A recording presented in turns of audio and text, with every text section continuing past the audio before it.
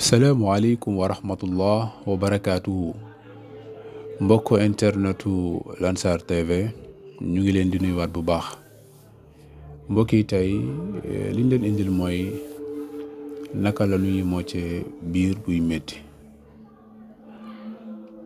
niñ koy defee bëri na waaye ñun dinañ ci indil lenn rek loo xam ne bu sa biir di métti soo ko defee dina ko saafara wala sax nga koy defal keneen. mbokk yi loolu ni ñu koy defee mooy laataa loolu ñu siy ñëw ñu ngi leen di ñaan ngeen di wéy di gën a aimer vidéo yi ndax dina tax li ñuy def mu gën a am fayda.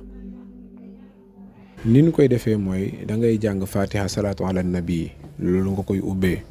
fatiha ñëpp xam nañ ko mooy bismillahi rahmaani rahim ba ca wala daalin amin soo paree nga jàng salaatu ala nabi allahumma salli ala sayyidina muhammadin wa sallim soo paree nga daal di jàng nag fukki xul huwallahu ahad ak ñaar muy 12 fois bismillahi rahmaani rahim qul huwallahu ahad allahu samad lam yalid walam yulad walam yakun lahu kufuwan ahad da nga koy jàng 12 fois soo ko jàngee fukk ak ñaar nga daal di koy ëf si sa baaraami loxo yi baaraam bi ci gën a ndaw ci baaraam boobu nga koy ëf soo ko ëfee nga daal di koy jam si sa jumbax xaw ko ci bës ndànk rek soo ko defee ba pare nga daal di jàngaat yeneen ñetti xul huwallahu ahad yooyu boo ko jàngee nga daal di koy ëf sa biir bi daal di ko ci raay noonu la ñuy moccee biir buy métti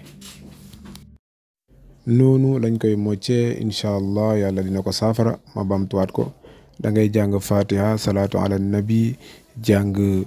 fukki xul wallahu ahad ak ñaar nga daal di koy ëf ci sa baaraam bi gën a ndaw sa loxo baaraam bi gën a ndaw nga koy ëf nga daal di koy jam ci jumbax bi ndànk soo paree nga daal di jàngaat ñetti xul wallahu ahad nga daal di koy ëf ci biir bi daal di koy raay incha allah yàlla dina ko saafara wassalaamu aleykum wa rahmatullah wa barakaatu.